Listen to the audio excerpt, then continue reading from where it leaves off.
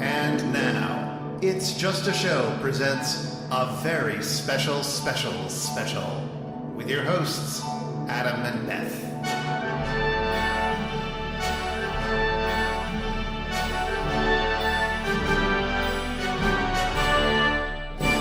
This time we watched MST3K Little Gold Statue Preview Special. Yes, Beth and I are live from the red carpet with Joan Rivers' skeleton to critique the stars of 1995. So we're doing a series of recordings about the various blockbuster and Oscar specials that MST3K did over the years, in anticipation for some technical difficulties we may have over the summer. Yes, I actually never should have opened that box of termites of the Megaphonic Studios. And why do we have an all-wooden studio? So, if you're not familiar with these, they're all on YouTube, and they're about 22 minutes long, and various levels of quality. Oh, do you mean the video quality for the uploads? Yes. They're Clearly, that's what's up and down here, and nothing else.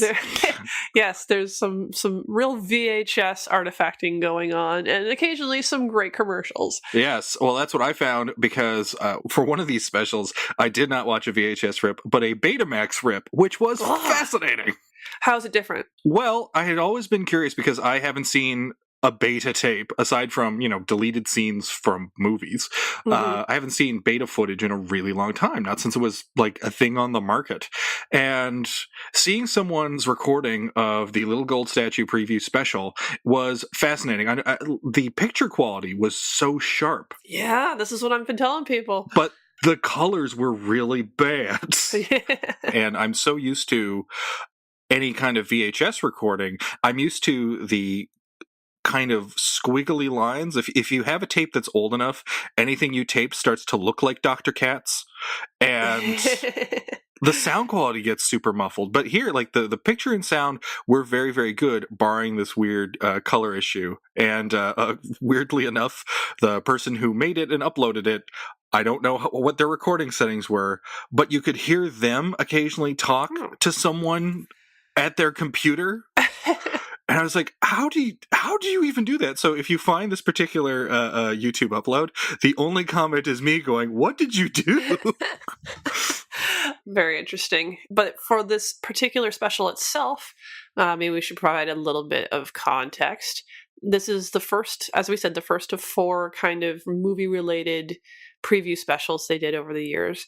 And this one was in 1995, so they were in between, I think, their 6th and 7th seasons. Yeah, this aired between the last 2 episodes of season 6, from what I understand. Right, and the reason they did this, my understanding is they were not getting well with their Comedy Central overlords, and this was something of a peace offering.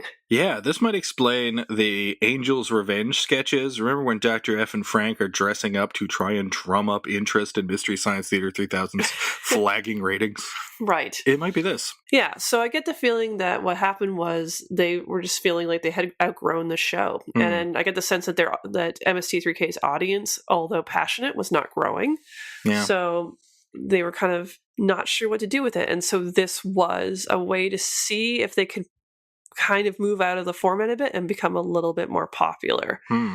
And so, well, maybe we should talk about what they came up with. What did you think of the format? It stinks. That was on a different network. Yes, although it eventually became more popular with Comedy Central reruns. That's right. But it is weird. It's as though someone had compiled. It is almost like a compilation of critic parodies, as opposed to like a critic show, because we're just so often cutting to clips and just segments of them in their one set. This is, I think, for me anyway, when I sat down and watched it again for the first time in a long time, because I watched it once, said no thanks, and didn't watch this special ever again. This is a fascinating glimpse as to what Mystery Science Theater 3000 would be if, instead of the Sci-Fi Channel, the E! Entertainment Network bought the rights to it. This is exactly what their version of the show would look like, which, weirdly enough, is Talk Soup. But what about you? How did you find watching this one? Did you see it when it originally aired with satellite? No, I did not. Which is funny because I was watching it at the time, but this I must have missed it. They made some strange decisions. it's very Tom and Crow centered. Even Mike just comes every once in a while so that they can make a joke about him being Ad Asner. Yeah, he's just there to remind the audience that he's still on the show. Yeah. But weirdest decision of all, I thought, was they are not in the theater. Yeah, this is a riff-free zone in a way, or at least if you're used to them just playing off the material in silhouettes. At no point does that happen. So if this was designed to sell audiences on MST3K, it's odd because it only sells them on. It's like, well, this is what a half-hour host segment would look like in the mid-90s. Yeah, and I feel like host segments were always the toughest sell about MST3K in a lot of ways, but and they don't really work from previews. They work from a combination of interviews and behind the scenes footage, which is just a strange choice, especially because they're usually like narrating over the footage, so we don't get much in terms of any kind of interviews. But yeah, they're relying exclusively on press junkets. So there'd be like the handful of scenes that you would see when these stars were on talk shows or when these films were featured on Siskel and Ebert, and you'd get a few interviews with people who want to put them in the program. But that's kind of it. There's like junket footage, mixture of behind the scenes interviews, and like a handful of clips to promote the movie. But that said, like they go through a lot of movies. They hit a lot of territory. They don't really spend much time on any of them, really. But it is really feels like they're trying to be like an informative source of what movies were available to watch. Like it seems like they're trying to perform something of a service here. Well, or possibly that's just a challenge in the writers' room to cram in as many of these as possible. Which, in that sense and only that sense, this special's impressive. It is. It's a breakneck pace. It's funny because I was chatting with Chris about this, our producer Chris, and I think he actually likes this, but I just found the format didn't work. I found the set. I don't think MST3K has, and this is saying a lot, has never looked cheaper. Wow. Well, it doesn't. The handwritten cards that are there to present the various categories, it loses its charm very quickly. Although I will say this, to stick off the special a little bit, it's like, yes, I don't think this is an especially funny outing with these characters. It's kind of unfortunate. And it also doesn't help, and we'll talk about this in a bit, it doesn't help that 1995, apparently, all the movies were terrible. Like, none of these movies were worth caring about, save one or two, which is even bad by Oscar standards. But there's a handful of lines that not only did I remember and like, but there's one joke that I've even used in conversation and forgot what episode it's from. And it's one of my favorite lines of the show, which was, what was it? It's like, you need opinions on these Hollywood movies, so use ours. It's a genuinely good line. And there's a few great, weirdly creepy lines about Robert Redford's leathery skin. There's a handful of good jokes there, but it's also like, this could have been a segment on a more widely seen show. Like if they had done this as a segment for like a news show to promote Mystery Science, it probably would have worked a lot better. Like, oh, we talked to the cast of MST3K to talk about their Oscar picks in 3 minutes instead of 22. That's one place where I would disagree. It's hard to think about a more impactful year for the Oscars in 1995. Oof. There's a lot here that ended up being very important, influential movies. Yeah, like Junior. But like Shawshank Redemption became it was not well celebrated at the time, but it has become one of the most influential movies out there. And this was like its first burst, and of course the legendary, I guess, rivalry between Forrest Gump and Pulp Fiction. Yeah, but there we have it. That's 1995 in a nutshell. You have Pulp Fiction, which is a genuinely good movie, and you have Forrest Gump, which is treacly garbage. Yeah, but and of course this is it's always been used, this kind of dichotomy between the two, as like, what's wrong with the Oscars, right? They go for sentimentality and familiarity over anything that is actually new and interesting and daring and influential. I don't hate Forrest Gump as much as a lot of people. I can see why it hit when it did. Like, we're in like peak boomer self-mythologizing in the mid 90s, so I can see why that hit hard. And Pulp Fiction, like, it was so odd, and what Tarantino was trying to do had not quite been established yet. And I'm not surprised, like, the very old fogies on the Academy list did not quite get it. But I mean, there's other ones here that I think are of note as well. Obviously, The Lion King was a huge hit for Disney and is, still with us today in terms of Broadway hit, several remakes. But did you ever think that Lion King was one of the stronger of that Disney Renaissance that started with like Little Mermaid and Beauty and the Beast? I was not personally a fan, but it did feel like something changed with that one. That it went to a level of professionalism and quality that they had a hard time. They didn't reach that again after Lion King. This was the peak. See, I would say the same thing, but for the previous year's movie, Aladdin. Lion King feels like them going through the motions a little bit, but they also spice things up by adding a comedy duo, Timon and Pumbaa, which are clearly Disney's ripoff of Ren and Stimpy. A little bit, yeah. They're gross, but in a Disney-friendly sort of way. And Four Weddings and a Funeral, that basically launched Hugh Grant's career. Oh, and we have so much to be thankful for. Yikes.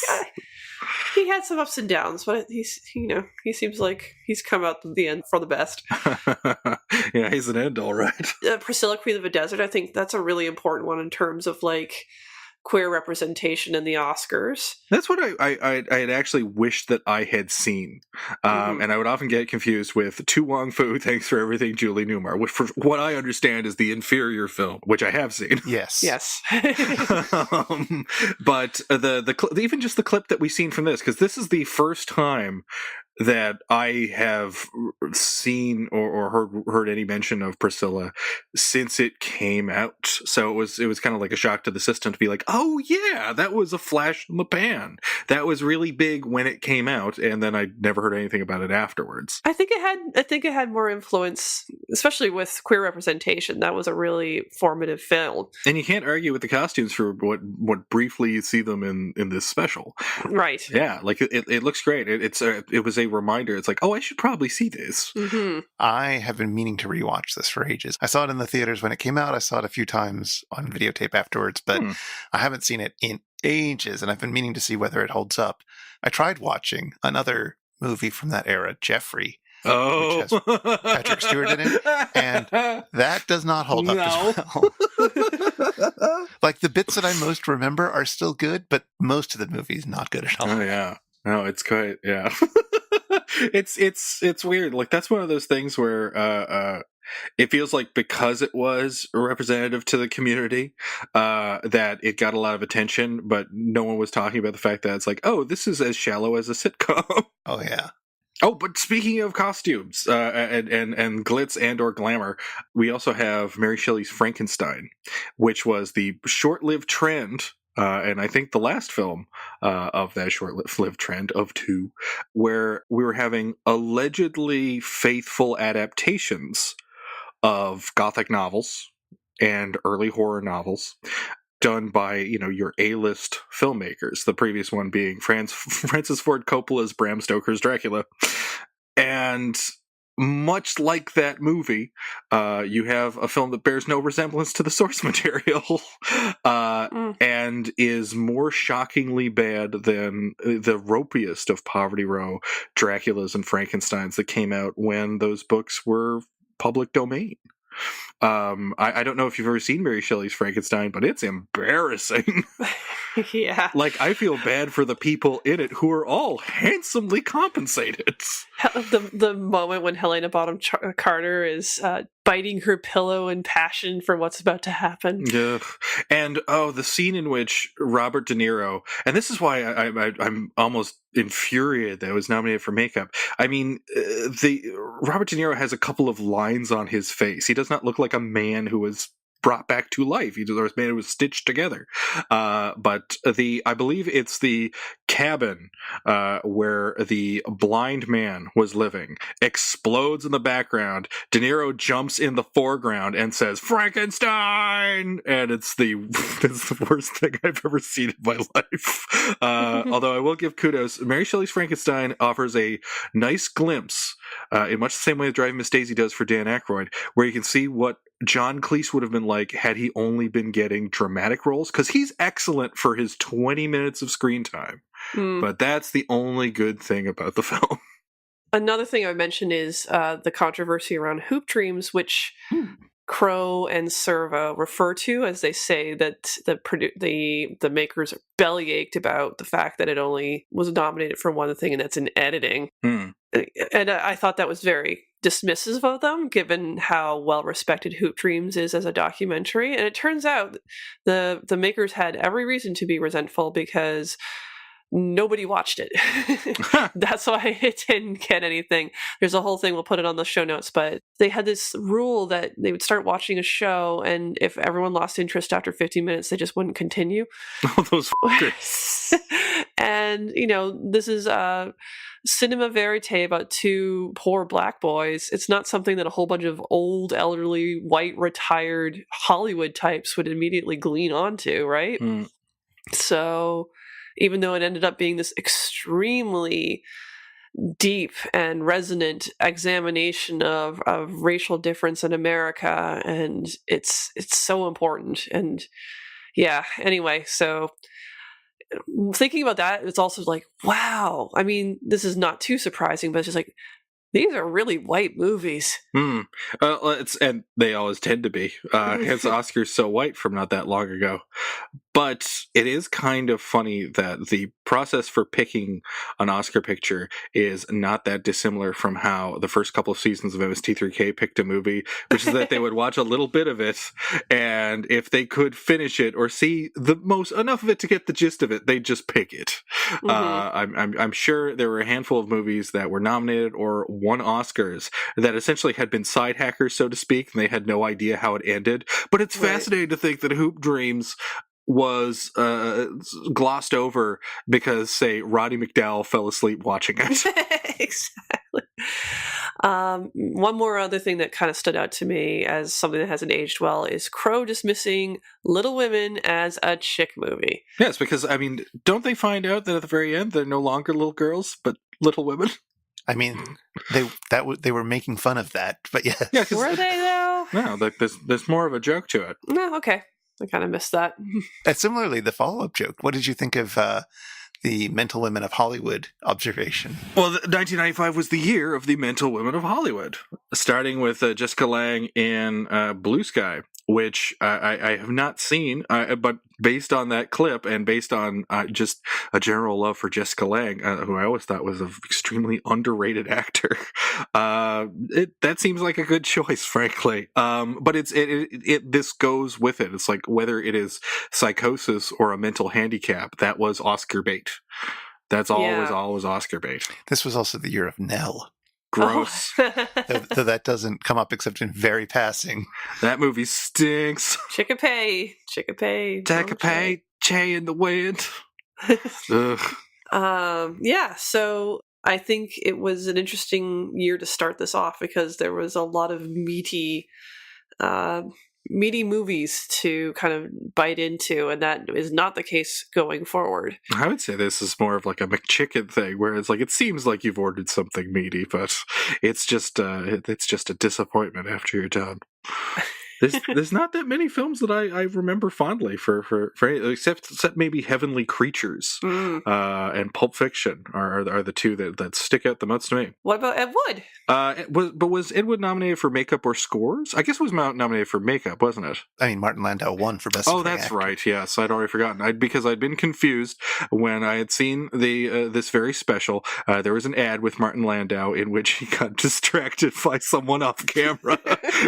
And even I started to forget what the commercial was about. It was an anti-violence commercial where, please watch this, everybody. Martin Landau is talking about the climate of violence in America where 14 people die of, I believe, gun violence every day. But he gets visibly distracted by someone off camera. And it's the take they used. Oh, was that the best grandpa. one. Yeah.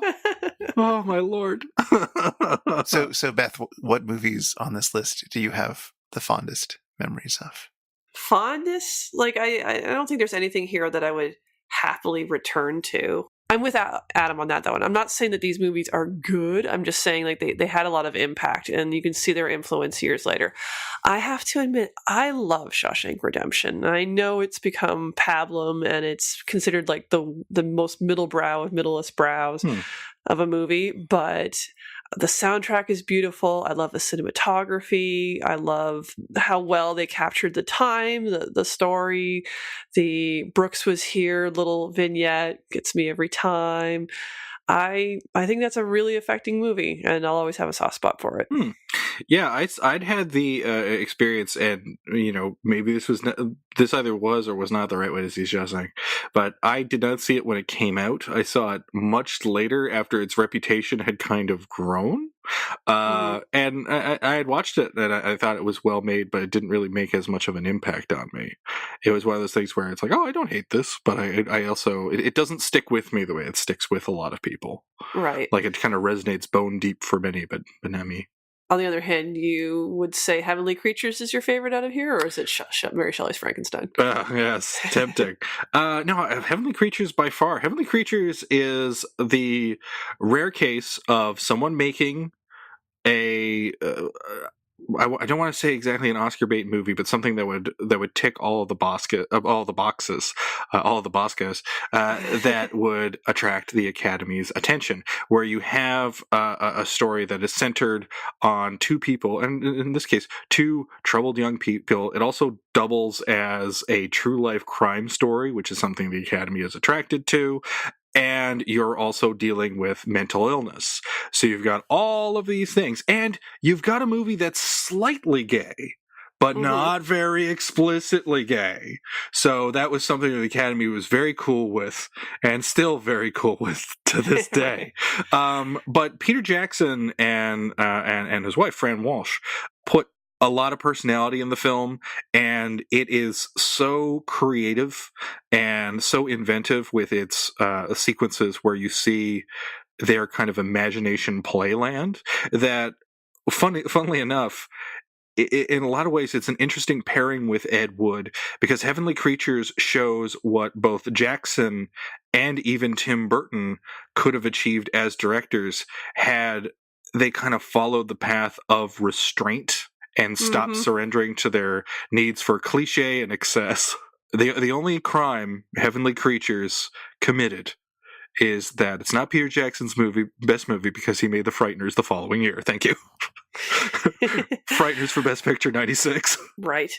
Yeah, Crow and Servo refer to the relationship between the two main characters in Heavenly Creatures as Laverne and Shirley. I'm like, not quite. I mean, unless Laverne and Shirley was a lot hotter than I remember it being. So, Adam, you mentioned being reminded of the existence of Adventures of Priscilla, Queen of the Desert, and maybe thinking that you want to see that. Is there anything else that, like, you'd forgotten about that movie, and maybe you're even curious to finally get around to watching it? Or had you heard of everything and had they all been fresh in your mind? Which I don't believe. Well, I mean, the films that I'd wanted to see the most, based on this little trip down memory lane of 1995, I wanted to see Priscilla. I wanted to see Hoop Dreams, because I had seen a bit of it on television and it was quite interesting, but I didn't finish it, and I never rented it. I never followed up on that. So I've seen a bit of it. I can't exactly remember how much, but it was around the time this would have made its way to fancy uncut Canadian television. So this would be airing on Showcase. I know I saw it. So I know I saw a bit of it at that point. And maybe Blue Sky to see more of Jessica Lange and Tommy Lee Jones playing off of each other. But that's about it. I'm curious about Queen Margot. It looks very weird and French and mannered. What's that all about? Well, you have your pull quote. Have you read the novel that it's based on? No. It's based on a novel by Alexandre Dumas, the Three Musketeers guy. Well, then you know it's going to be good. Yeah, surely Queen Margot also inspired a bar that people kind of like. Yeah, I did not remember that movie at all. No. The one that really came back to me was Tom and Viv, which was a movie that I vaguely meant to see at the time. The T.S. Eliot one. Yeah, because there's a poetry connection, even though I'm not a huge T.S. Eliot fan. But still, I don't know. It looks kind of boring. Yeah. It looked boring then. It looks boring now. Ooh. Wait, before we leave off of this, and we talked about it a little bit, but am I crazy in that the Elton John songs and the overall songs for The Lion King, in comparison to the preceding Disney Renaissance musicals, are terrible? They're not my favorite, but Circle of Life is a pretty fun song. The best thing about the music in Lion King was the interstitial music they had, when they actually had like African chorus singers singing it. That was beautiful and still I think holds up. The actual like pop songs, meh. Yeah, I mean, I can. There's a decent villain song with "Be Prepared," but even that pales in comparison to the song about Gaston, which is Disney's finest hour. The eggs part. So I'm roughly the size of a barn. Oh God! In a perfect world, Disney would have just made Gaston the focus of that movie and all future movies. The special effects of the music video for "Can You Feel the Love Tonight"? You mean that blue screen? Certainly do not hold up. No, that was. My jaw dropped. I couldn't believe that Disney would be attached to something that cheap looking. That was shocking. Because that Opposites Attract music video where Paula Abdul is dancing with the cartoon cat, MC's cat, is more elaborate and fancy. Even that Rolling Stones video, the Harlem Shuffle, where they are also dancing with cartoon cats. It's far more elaborate and fancy. Oh God! Like it looks like that like something that was made in Premiere now with a bunch of like film students would look way better than that Elton John video. I think we've said all we can about the year 1995 with movies. Best left forgotten. So I hope everyone enjoyed it. It was interesting to return to the 90s and all of their weird ideas about what was good. Yes, especially if you watch any uploads of this that still have the original commercials. Remember 1-800-COLLECT? Oh boy. If anybody wants to follow up on anything that we mentioned today, you will find some links in our show notes. They're going to be at itsjustashow.com, but we don't know yet what episode number this is because we're doing it out of time. So either I'm going to re-record this bit or you'll just go there and you'll figure it out. You're all smart listeners. But until next time, the Academy Award for Best Podcast Snubbing Serial goes to this episode. I don't know, guys. Maybe it's time to go check out Tom and Viv again. Warm up your VHS of Quiz Show. All right, we'll see you guys next time.